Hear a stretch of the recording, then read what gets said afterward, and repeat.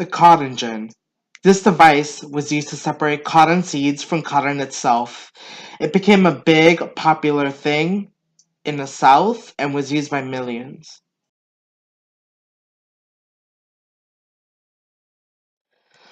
The workforce. The workforce during this era primarily consisted of slaves who were bound to their masters for life.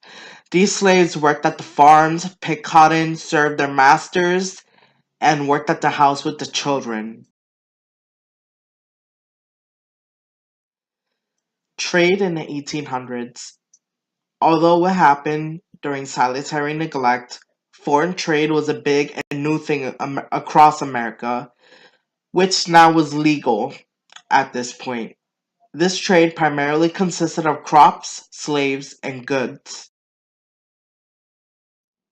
How does the cotton gin connect to foreign trade, slavery, and the workforce in general?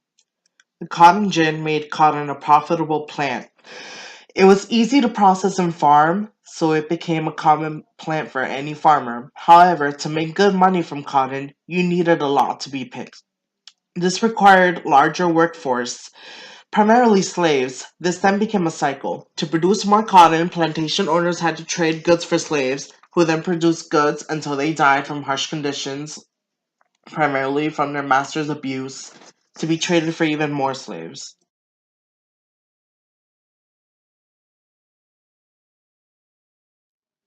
How did this said cycle affect race/race relations? This cycle that was developed deeply affected race relations up until this day. As a consequence, racism still exists in America.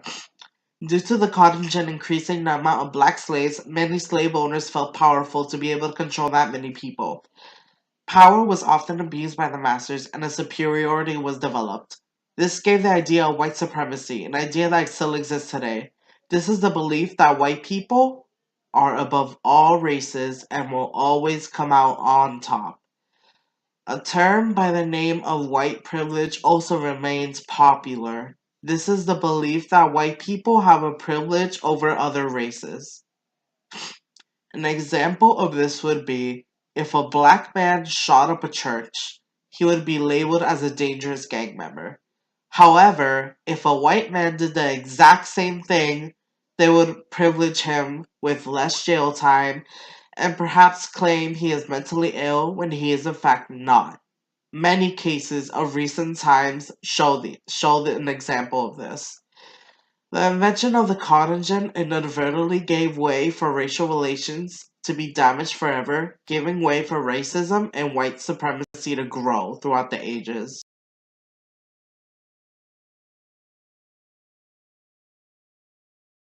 It is very strange to think a simple machine to pick cotton could start a war. Believe it or not, the cotton gin led to a 500% increase in slaves. America began to lead the cotton industry in the world, being a primary means for the Southern economy. As the North began abolishing slavery, many Southerners feared that slavery would be abolished where they lived.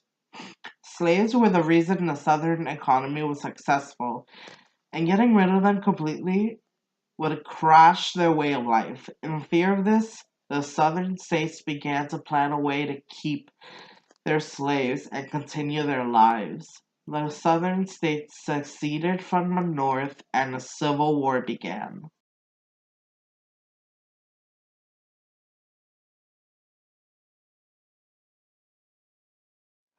Conclusion. The cotton gin caused major events and changes in early American history. To begin with, it brought a 500% increase in slavery. The reason for this was that cotton was now an easy, popular, and profitable crop. This gave way to the idea of white supremacy and white privilege, as the slave masters now owned thousands of slaves, giving him a sense of superiority. As more slaves were imported for cotton production, a cycle began. Import slaves, trade cotton for more slaves, new slaves pick cotton, trade cotton for more slaves, and the cycle continues. This cycle became the Southern way of life, which was threatened by the Northern states abolishing slavery. The Southerners seceded in response to the threat causing the American Civil War.